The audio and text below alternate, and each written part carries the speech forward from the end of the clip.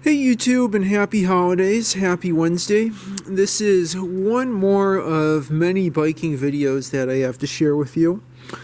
This video in particular is a real quick update about my Strida Mark I folding bike that I have told you about in several previous videos when I did various upgrades and repairs on it. Since the past videos, the main upgrade I've done to the bike is add these bar ends. These are Origin 8, yeah, you can see that there, foam padded Origin 8 bar ends. They're quite long, they give you multiple hand positions that I originally had on the swept-back bars on the Schwinn Latour road bike, which in itself deserves a video because I've pretty extensively modified it. And anyway, and after removing those swept-back bars from the Latour, I took off the bar ends and decided the flat bars of the Strida here would be a great place for them. These are such a help riding this bike. They help keep the bike stable when steering. They help with climbing hills. Really, most of the time you feel like you're going on incline, so it's useful to have your hands on the bar ends unless you're going down a slight incline. Going down a hill, in which case you want to keep your hands on the brakes. But anyway, I was a little nervous about putting those bar ends on there. There was someone who mentioned maybe you get too much torque and you could crack the bars, but I really lightly hold them. So I think it's beneficial to have those extra hand positions. And as I've told others, this bike is a one-speed. It looks like a one-speed bike. It is a one-speed bike, but really there's multiple speeds. There's coasting down a hill, there's accelerating on a flat, there's climbing, there's walking, and then there's, I guess, what would that be? 3 speeds. Walking, climbing a hill, accelerating on a flat, coasting or accelerating down a hill, and then putting your hands on these bar ends. So technically it's 5 speeds if you can count all those positions and pedaling motions. I'm just so happy to see what this bike's become with all these upgrades, with adding a seat that's a little bit further away from the ball joint so there's more room for my legs. This is a really great city bike. It is twitchy, but I found, I've acquired this taste, whatever that is. I think the newer models might be better for someone taller like myself. I'm 5'10", and I find I just barely fit on the Mark I. I think the 2 is a bit taller. I'd really like to try out a Strida LT because I like the spokeless wheels.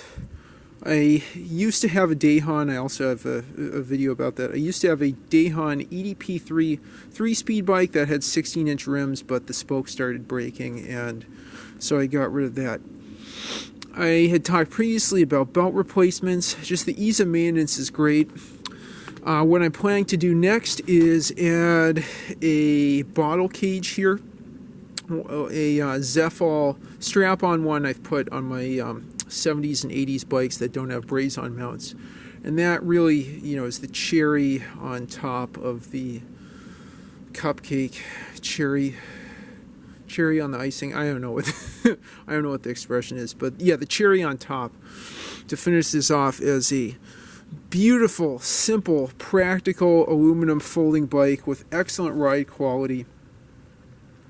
Some of the other things about maintenance are I've adjusted the hubs a good bit. I didn't realize that when I adjusted the hubs, the little notch that keeps that plastic clip in one place broke off, so I more properly adjusted the hubs, and now I don't have issues with that rubbing against the cone inside. It's sort of hard to describe. There's this nut that holds the wheel down, there's a clip, and then there's the cone. And when I tightened this up previously, the outer nut, I had ended up rotating that clip and then rotating the cone. Instead, I've been holding that clip in because the little tab broke off. But anyway, so the point is with, you know, all that BS is I figured out how to adjust the hubs a lot better. And this thing's just riding wonderfully. I can average 12, 13 miles an hour on this bike. I think the last upgrades besides the bottle cage will be nickel plating the rear pulley wheel. And if I could put a kickstand, that would be really great.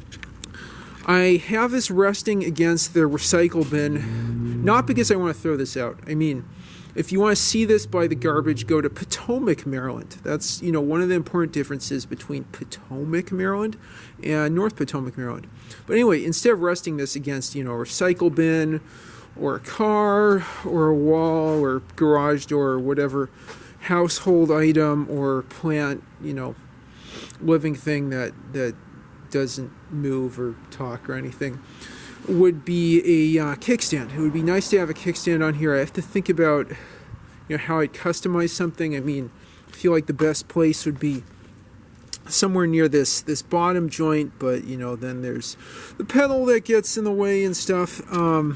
You know, maybe somewhere on the forks. Yeah, one of the forks. Yeah, like the front fork might be a good place as well. But anyway, if this thing had a kickstand, that would be the cherry on top of the cherry, making this a beautifully practical aluminum folding bike. Anyway, I'll be honest, when I got this bike for $40 in November of 2021, I thought, you know, I'll probably flip it, but I've really fallen in love with it and can't recommend this highly enough. It is an acquired taste, but when you acquire that taste, I think you'll really love it. I took this for its longest ride in Maryland, you know, 16.3 miles. Today, I'm hoping to do a 20 or 25 mile ride around the Hen Millennium Trail, which is Rockville's Beltline bicycle beltway equivalent. I would say this is a lot better on paved trails, paved sidewalks than bike lanes, just because it is a little just twitchy enough that, you know, you can't get around obstacles on bike lane very well. But anyway, I'm looking forward to many, many more rides on this on the paved paths of the DC area.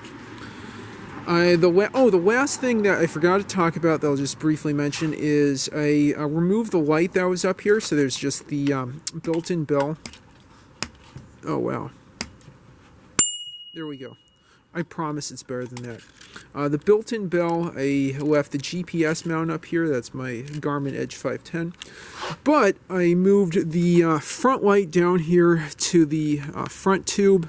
Nice blue LED light on this beautiful bike that we've nicknamed various things. It's the Dorito of Doom, Triangle of Death, X-Bike, A-Bike, what have you. Anyway, so with that last little tidbit, thanks for watching. Please leave comments down below, especially if you've ridden a Strida or have any thoughts about how you like or dislike it. Thanks for watching, and like and subscribe as always. Have a great rest of your week.